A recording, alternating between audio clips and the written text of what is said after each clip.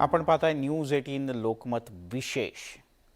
काँग्रेससह काही विरोधी पक्षांनी देशभरात उद्योगपती गौतम अदानी यांच्या विरोधात रान पेटवलेलं असतानाच शरद पवार यांनी मात्र गौतम अदानी यांची पाठराखण केली आणि त्यामुळे अदानी प्रकरणात शरद पवार यांनी काँग्रेसलाच एकाकी पाडल्याची चर्चा सुरू झाली।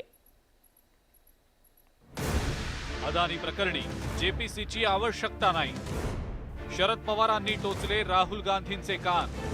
अदानींना लक्ष केलं जात असल्याचं विधान, पवारांच्या भूमिकेनं काँग्रेस एकाकी।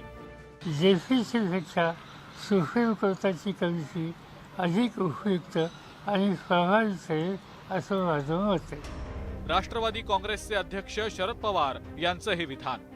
एकीकडे काँग्रेस अदानी प्रकरणात जेपीसीची मागणी करत असतानाच पवारांनी काँग्रेसच्या विरोधात भूमिका घेत हिंडेनबर्ग अहवालानंतर उद्योगपती गौतम अदानींवर आरोपांना एक प्रकारे विरोधच दर्शवलाय।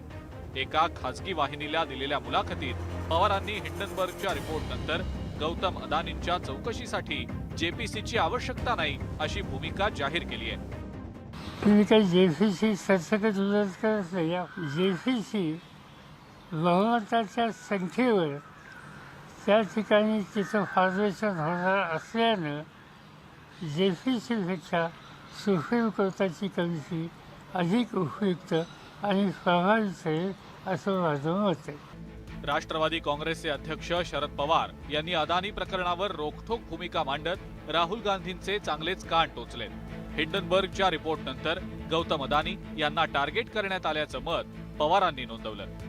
पॉईंट असेल मला हिंडनबर्ग कोण हे माहिती नाही, त्यांचा डिफॉल्ट वर्तमानपत्रात असता।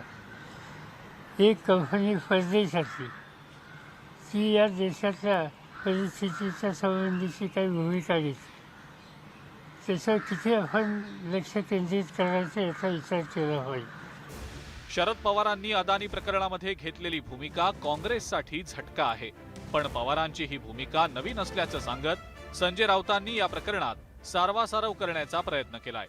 शरद पवार साहेबांनी काल जी मुलाखत दिलेली आहे ही त्यांची भूमिका पहिल्यापासून, यात नवीन काही नाही। पवार साहेबांनी अडाणींसंदर्भात एक वेगळी भूमिका घेतली असली किंवा त्यांनी त्यांचं मत मांडलं असेल तरीसुद्धा महाविकास आघाडीमध्ये महाराष्ट्रात कोणत्याही प्रकारची जर कोणाला वाटत असेल फूट किंवा तडे जाणार नाही। दुसरीकडे काँग्रेसनं मात्र पवारांच्या या भूमिकेवर नाराजी व्यक्त करत शरद पवारांची मतं वैयक्तिक असल्याचं म्हणत हात झटकले।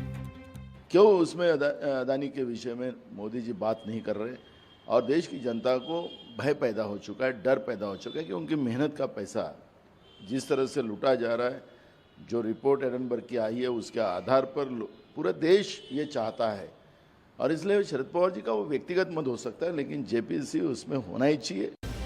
राज्यामध्ये एकीकडे सत्ताधाऱ्यांच्या विरोधात महाविकास आघाडीची वज्रमूठ बांधली जात असताना शरद पवारांच्या उद्योगपती गौतम अदानींच्या समर्थनानं ही वज्रमूठ ढिली होण्याची शक्यता आहे। त्यामुळे आता पवारांच्या या भूमिकेवर राहुल गांधी आणि काँग्रेसचे दिल्लीतले नेते काय प्रतिक्रिया देतात हे पाहणं महत्त्वाचं ठरणार आहे। Bureau report, news 18 Lokmat.